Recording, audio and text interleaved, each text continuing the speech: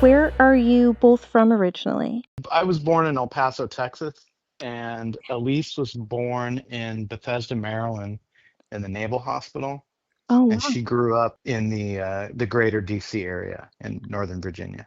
Sounds like you used to be a part of the Hex Dispensers, or maybe that was a band that you used to be a part of. Yes, actually, we were both in that band. We were the original. We were founding members of that band.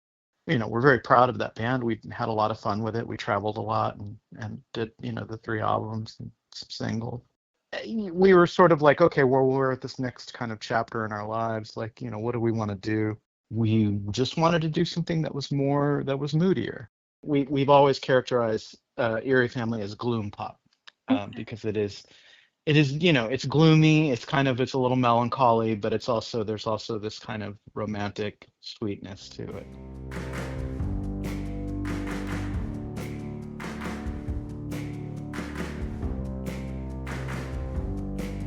If everybody disappeared except for me and you, the world would be our oyster. Tell me what you'd want to do. The first time that I held you close, I prayed this would come true. And everybody disappears except for me and you. Everybody disappears. Everybody disappeared now. Oh, everybody disappeared. Everybody disappeared now. Oh, everybody disappeared.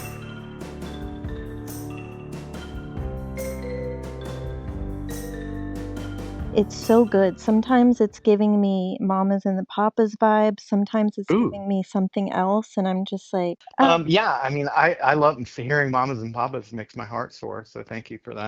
There's so many just guitar and drum duos. It's just sort of become a thing, since the popularity of the White Stripes and proteges, if right. you will. And so we wanted to do something just very different from that. We had done a guitar and drum duo many, many years, sort of just doing some cover songs and maybe some Hex Dispenser songs just for like fun. For everybody disappear, it sounds so timeless. I don't even want to say that it should be on the radio because that doesn't do it justice. But Everybody Disappear was originally a solo release of mine. I had done a kind of a counter melody on the chorus of that when I was doing it by myself, but we reworked it for Elise to sing that part, and I much, much prefer this version of it with her, the way that she sings it. Yeah, it's like 100 times better. another track that really stands out to me is Dead Stars Still Shine. It's Mm. like I need candles in a cemetery. Basically, you're bringing out like Are You Afraid of the Dark Midnight Society? It's so good. Oh, I love that. Oh God, and it's all her on drums, yeah? Yes, 100%. Yeah, it's all live drums on that. Is it one take that you do, or I mean, I'm sorry that Yeah. my questions are all over the place. No, no, that's a very valid question. It is when we track all of the drums live Hmm. on that album, and just in general, that's just sort of how we've always worked with the bands. We always track. In fact, with the Hex Dispensers, we would track the whole band live. But with Eerie Family, we tracked all of the drums live with me playing along with her, but we weren't recording what I was doing. It Okay, was just so that she could play along to the song, like right, the whole song. right. Uh, and yeah, we recorded. I mean, she would do multiple takes, like, and we would pick our favorite version of them, but Mhm. there's no editing in her drum performance. That's one complete take.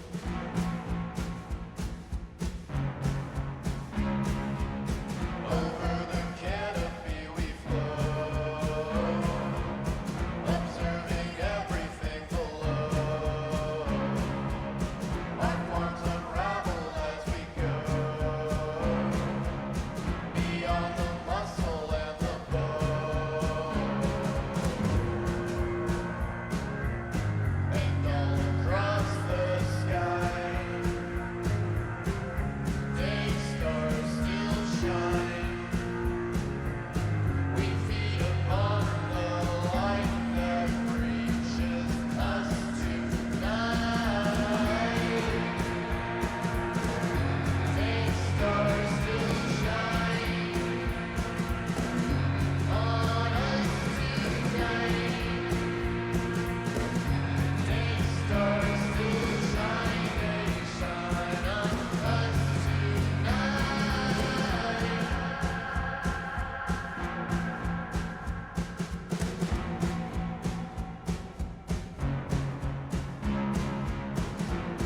every song is one complete take.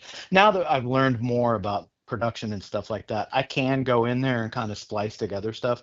But on the Eerie Family, the first Eerie Family record, it was, yeah, those were continuous single take. And do you both come up with the lyrics together? Is every song kind of different? A Crooked Little Path is one that sticks out to me, just because I love the lyrics. So I start the kind of lyrical process and I kind of rough out the broad strokes of the lyrics and I'll come up with a few lines and then I bounce everything off of her.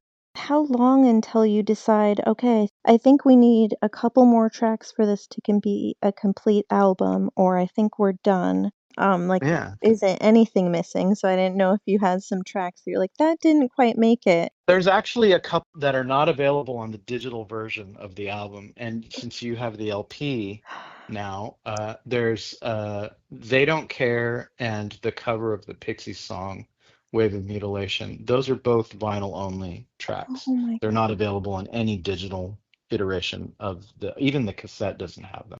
A gift that keeps on giving. That's very exciting. Oh, Really sounds like it came out from the 70s. Are there any specific artists that do inspire you to make that kind of sound? Because it doesn't sound like it was made recently. yeah, there were a lot of artists that when we were thinking about what Eerie Family was going to be like, we made playlists of artists that sort of gave us the feeling that we were going for. I don't think we sound like any of these artists, but we were just we sort of started developing these sort of mixes and these playlists of artists that sort of would push us in the right direction. And a lot of them sort of look backwards, to mid-century 60s and 70s pop music.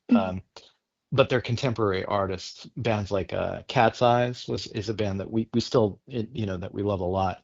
But Cat's Eyes is a Ferris one from a band, the London band The Horrors. It's another project of his and I cannot remember the name of the woman that he writes all the songs with and performs them with.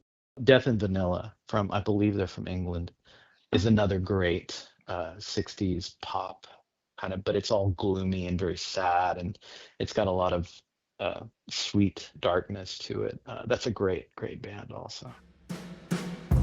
She walks a crooked little path alone, alone.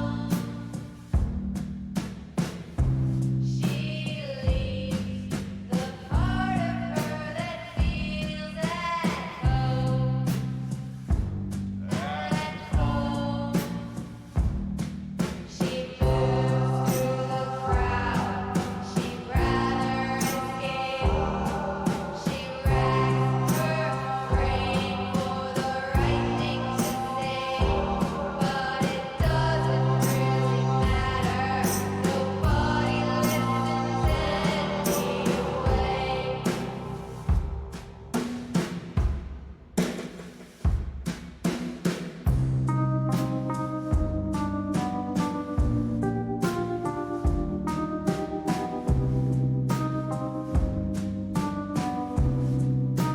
Your bookstore, I hope that I pronounce it right. Is it Curio Mervosa? Yeah, you nailed it. Oh, Most right people on. don't. That's Okay. 100% correct. Mervosh is her last name, and it's Serbian in origin. It's Americanized Serbian, but when her people came over, so her dad's side of the family, when they came over from Serbia, they Americanized Mervos to Mervosh to make it sound more American.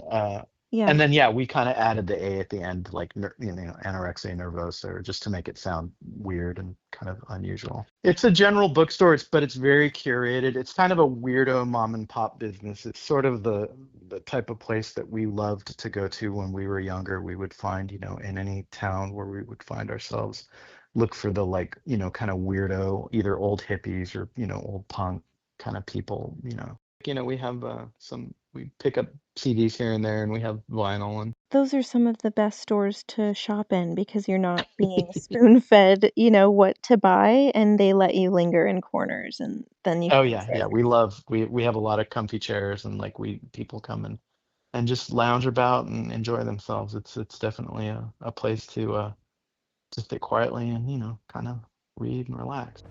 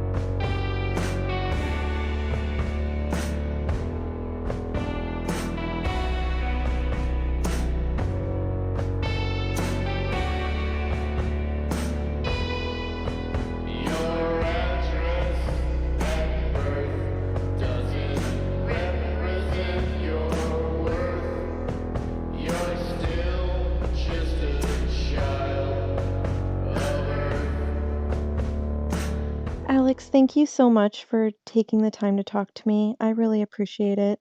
Absolutely. Thank you for your interest. Have a great day. You too. Okay, bye-bye.